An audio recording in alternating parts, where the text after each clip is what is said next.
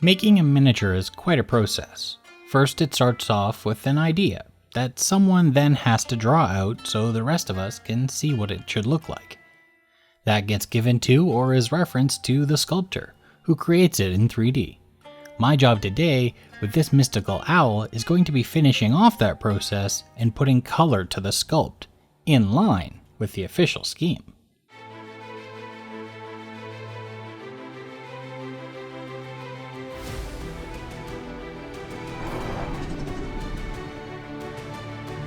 I'll be following this color scheme from the official artwork. Lots of smooth teals and bright greens from the lanterns, with the red-orange ropes and his natural owl colors.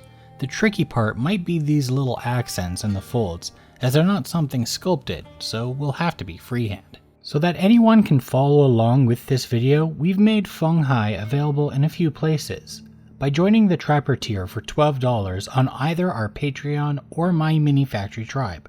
Or get the STL for free by signing up for the newsletter, to which there's a link in the description. While there, you can also check out the Soldier tier. This month's theme, The Fiends of Incandriox, Part 2.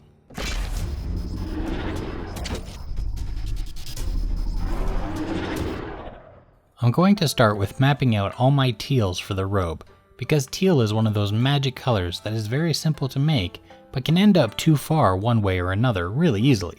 So I start with phthalo blue and phthalo green, since teal is just an in-between of the blue and green. The thing is though, I can't tell right now if I'm too green or too blue, so I have to add some white to be able to see that. But both the blue and the green have high tinting strength, so stay really vibrant even with a lot of white.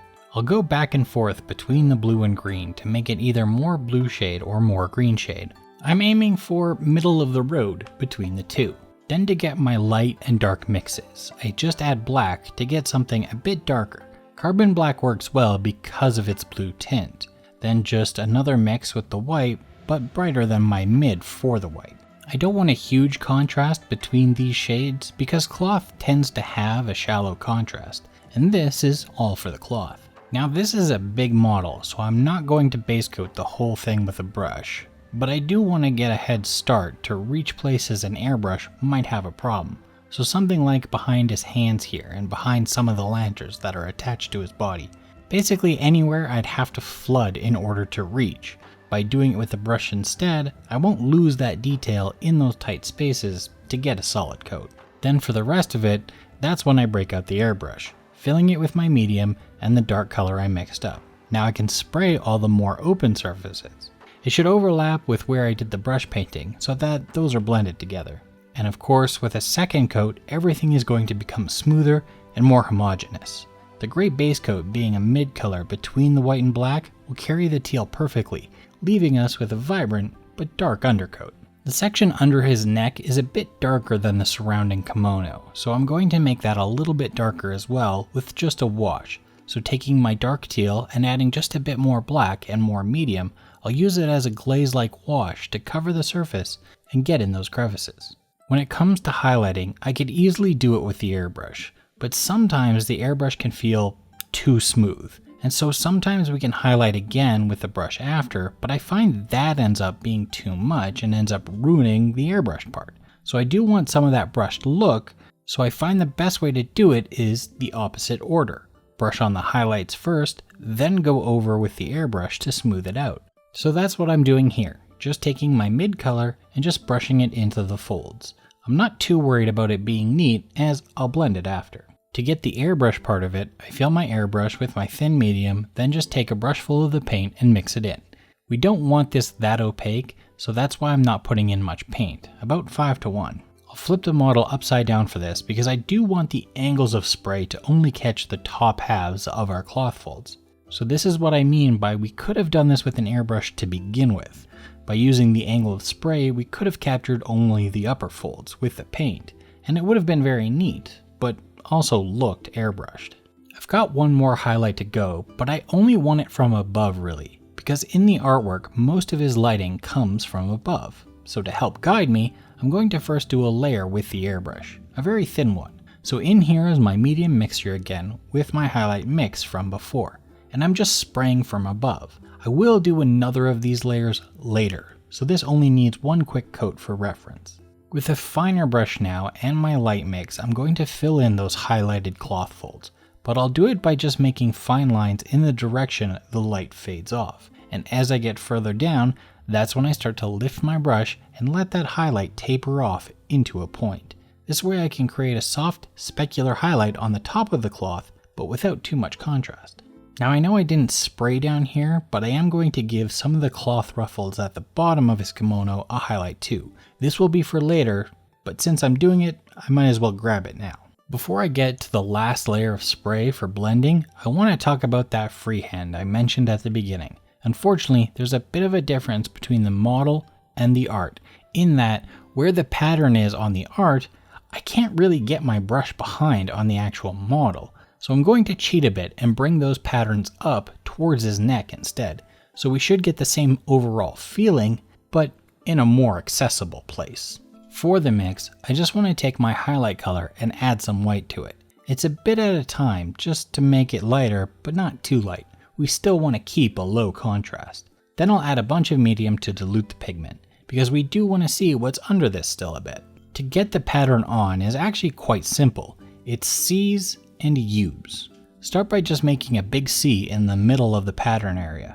Then draw more C's and U's away from that one. As you get further away, make them smaller. Then when you've filled it all in, start making more C's and U's over top the first bunch. Eventually you'll end up with an interesting and random pattern. A little more white now into our mix, and we're just going to highlight a few of these, following the highlight underneath what we should still see, so lighter where the cloth folds up and higher on the shoulder. Now we can do the final blending airbrush layer that should tie it all together. So again, medium and our highlight color. Not the one we just used, but the lightest of the original 3 mixes. Then flipping him upside down once again, just spray this lightly over the highlight area.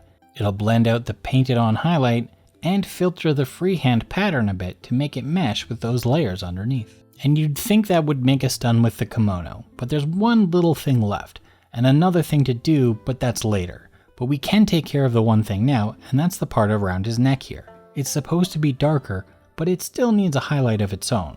So I do want to use my dark mix to fill in each of the surfaces again, and give a bit of a highlight with the middle mix, so it should still be dark overall, but follow the teal of the artwork.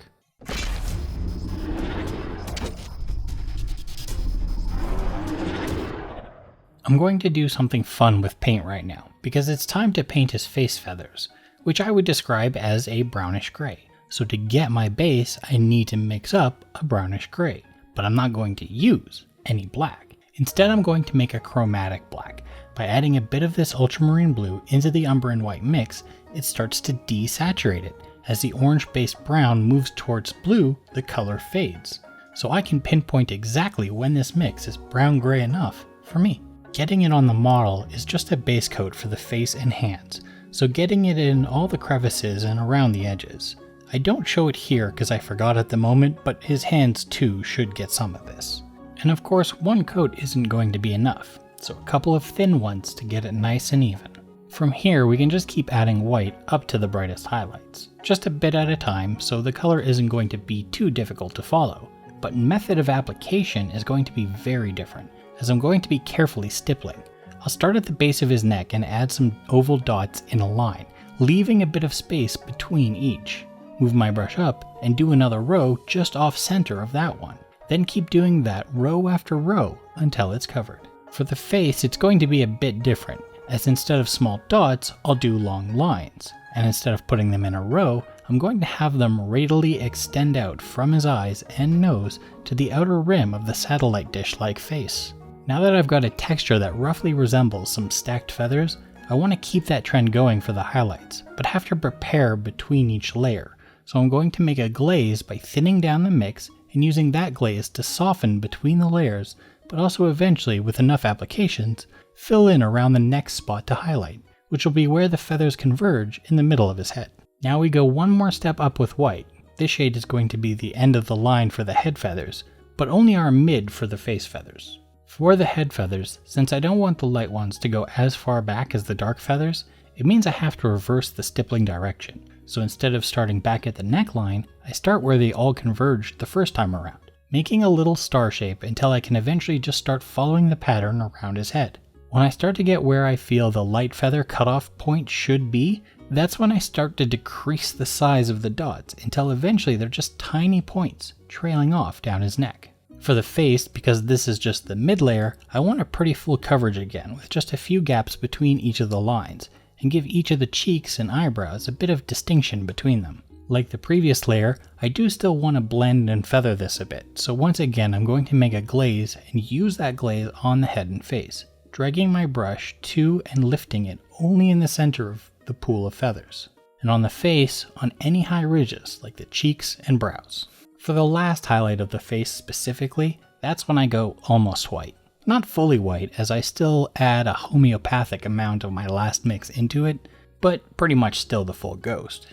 Now I'll only add these feather lines to his brow, cheeks, and just the outside circle of his face dish, as well as the sculpted furs of the nose going out, and afterwards make sure to give a nice glaze once again just to soften them out. To paint his eyes, I want to use black as that's pretty much what they are in the wild and in the art, but I want to see how dark I can get this chromatic black, just for a bit of fun. So taking the blue and mixing in the brown until it gets to its darkest point without being too blue or too brown. Now it's not a full black, but will make a pretty nice base for his eyes at least, just letting it fill in the eyeball and surrounding lids. While it is possible to get a really dark black using a chromatic black, it won't be with the ultramarine and umber I have, so I'm going to bring out the carbon black and use it to make a wash. And use the wash just to get the outline of the eyes and eyelids.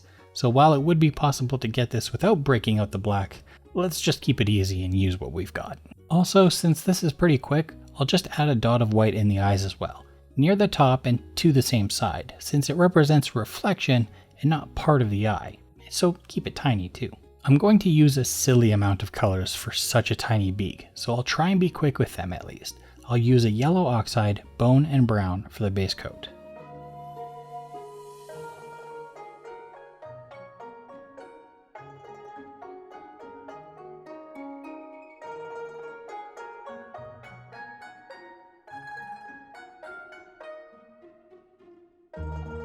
Yellow oxide and bone for a highlight,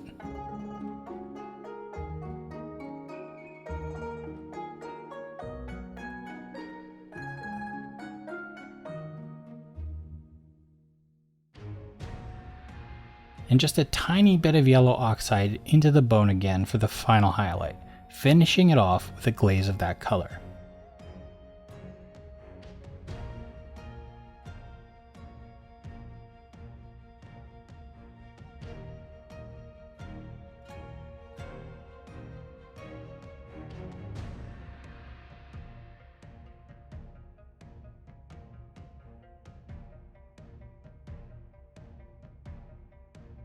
And since I've got that yellow out, I can now add a last little bit of color to his face feathers as well. Under his eyes there should be a bit of brown and yellow, so I make a mix of the brown and yellow and put some into my airbrush with some medium. This is just going to be an airbrush glaze under the eyes, so I should still see those feather textures underneath, but get a nice little halo of a golden brown feathering out from his eyes into his cheeks.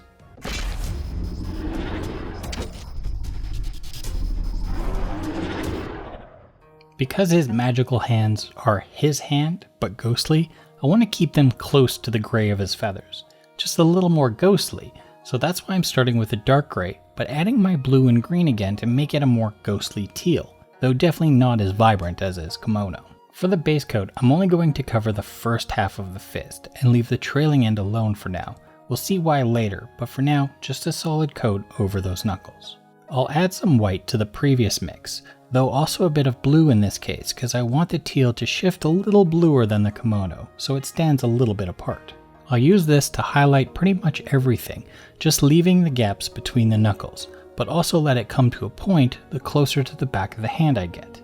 To fix that hard line, it's just going to be a few rounds of glazing with the last mix, pulling it towards the knuckles again. This should feather it out a bit before another layer. The highlight is just going to be a bit more white, nothing too bright so it's not going to be a huge step up from the last layer, and thinned out so it's a bit more transparent and dilute. Then I'll just catch the knuckles with this lighter blend, since they're kind of the furthest point from the magic manifesting them at the back, so I feel this is where they would be the lightest. For the back of the hands, I'm going to start with a pretty light mix using the white, blue, and green again, but erring more on the side of the blue since it will be quite bright. I want to make sure it's not a pure match to the kimono, but still teal. Then I'll just paint this on the back of the hand where all the magic is flying off, and stop right when it touches that dark gray. It looks a little wrong now, but that's because we're about to have some fun with glazing. The first glaze is more of a wash. I'm just going to mix a darker version of the blue, green, and white, more blue shifted. This is because I want some shadows in the magical folds, and this will just be a simple way to get them. So I just get it on and let it sit where it pools and let it dry. Now for the fun part.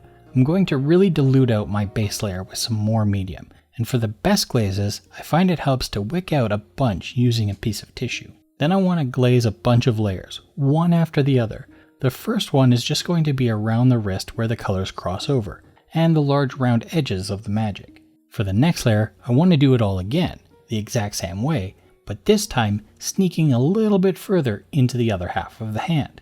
Then it's just repeat, repeat, repeat, each time sneaking further into the other half until that line between dark and light has all but disappeared into a nice feathering.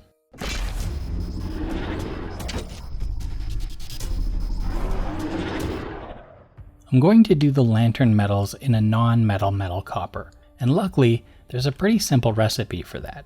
Liquitex red oxide is more on the orange side of things and is the perfect color for copper, so I only need to make it a bit darker for a shade with burnt umber and lighter with white. I'll start with the red oxide, but I'm going to leave the gray primer in the area where I think the highlight is going to go. For the rounded top, it should be in a triangle from the center. For the shadow, I just want to use it to fill in behind the lantern some. Unfortunately, this is a bad angle on this one, but the others should be a bit easier. But add a gap and then a line beside the shadow, and another one beside that to act as reflections. For the first highlight, I'll start by filling in the areas I left gray the first time. It'll just show up a bit nicer over that gray, but I'll also add a radial line from the center to the base alongside, and then a few more on each side of that. Before the final highlight, I want to break apart some of the plates with some lining to really darken those undersides and separate the plates. So this is just some raw umber thinned and painted in around the bottom of the copper and the inner lip between the top plate and the base ring. For the last highlight, it's going to get a bit more involved, starting with a line going straight down the middle of the highlight area, with a partner line on either side of those. Now that's the vertical taken care of, but now I want some horizontal. Using the edge of my brush, I'll edge highlight the rims, then add smaller vertical lines along the rim just to fill it in a little better. The last thing to get is my ping. So just start with some pure white. I'm going to add a dot of white right in the middle of the highlight on the edge, and then pull that out a little bit along the edge until it fades off to a point, giving me a ping of light.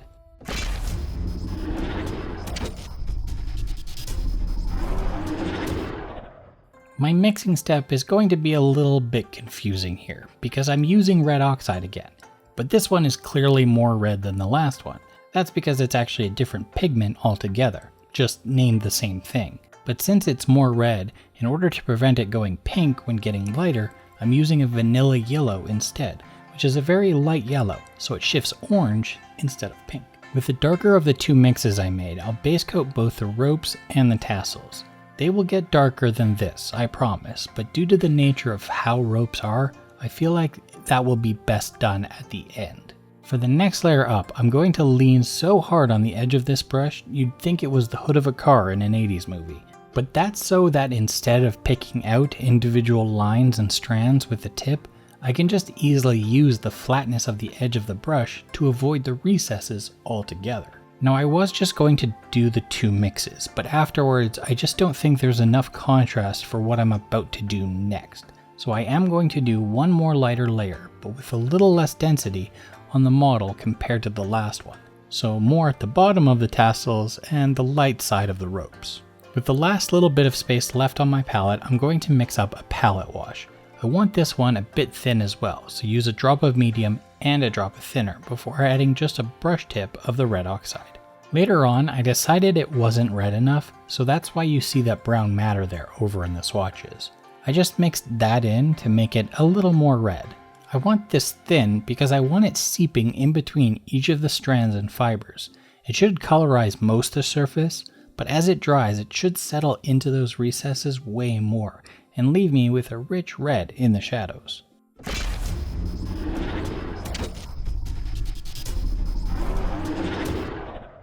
To start off the lanterns, I'm going to start off with a reset. So just using my brush, I'm going to rebase coat the lanterns with my gray primer. Since they give off light, it's not going to make sense if any of those undercolors show through, so best to deal with them now. Now for something I'm really not likely to usually ever do, and that's to use contrast style paint to do what it's supposed to do, settle in the recesses and leave those high points alone over a light prime. So here I'm just going to use some orc flesh dipping ink to do that, but since it's going to want to pool more at the bottom, I'll be thinner with it there than at the top half. Now that it's done its job and created some shadows, I'm going to do it one more time, this time not as much, and just adding another layer within the folds, just so that those are a little darker than the external points. For the actual green of the lantern, I want a nice bright green, which phthalo green is not. So that's why I'm adding the cold yellow to brighten it up. As long as any amount of phthalo is in this yellow, it'll be green. I'll settle on something midway up though, so nice and vibrant, but still dark enough that I can get lighter to create the lights. I'm going to add this green to the airbrush for some more airbrush magic. And I know this seems like a risky move, because aren't I going to get overspray? Well, yes actually, but that's the point. I want some overspray with this, so that not only can I get a nice even color to the lantern itself, but also let that green get on everything else as though light from the lantern is being cast on it. Now I do want to try to not go too heavy on other things, but a little bit outside the lines is perfect. Now that I've got a nice even coverage blending out those shadows from the wash, I can start to add my light points. I'm going to mix up just a bit lighter version of my green using the same two paints as last time. Now unfortunately I can't have the light coming from within, that's for somebody with a Dremel and LEDs, so I'm going to have to do a glow effect. Starting by edge highlighting the center line, I'll also make that my longest, and as I move on to other ones, shorten them so that I have a highlight pattern as sort of a circle around the middle of the object. Then I'll thicken each of the highlights individually, once again largest in the middle of the line, and thinning it out to just a tip at the edge. To really cement that as the glow spot though, I'm going to use the airbrush again, adding the mix I used and spraying in a circle in just the middle of my highlights to fill in and feather out that glow point. Now from here I'm just going to change the colors a little bit and start adding some white. Not a whole lot, but enough so that to get brighter we don't start getting too yellow. And I add a bit more yellow still, just less than I would have needed without the white. And I'm not changing much for technique now. Just again finding my glow center, drawing some highlights outward, filling in the highlights, then airbrushing to feather. You can take this process as many steps as you like till either your glow is a pinpoint or at the very least where you're happy with it. I'm going to do one quick mix for my last lantern step, just mixing some black into the phthalo green with a bit of the yellow. This is going to be for the rods that come down the sides. I don't want them green like the lantern because they are a solid object, but I don't want them sticking out either, so that's why something like just this dark green is all that's needed.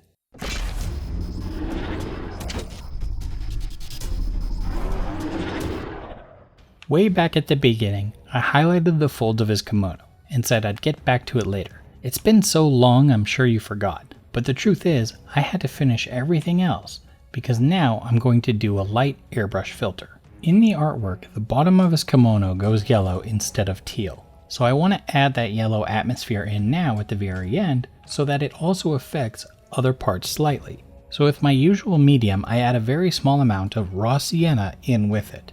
Something yellowish, but not too vibrant.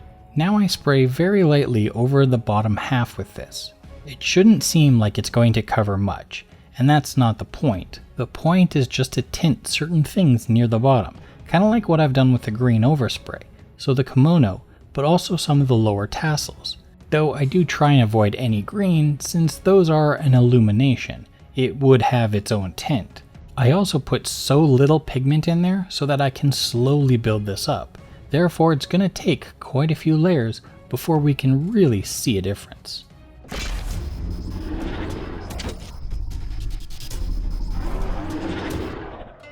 The interesting part about working on a miniature from a reference is that some things just aren't going to translate exactly. Painting on a miniature, I like to say, is like painting on a canvas. That's also an obstacle course.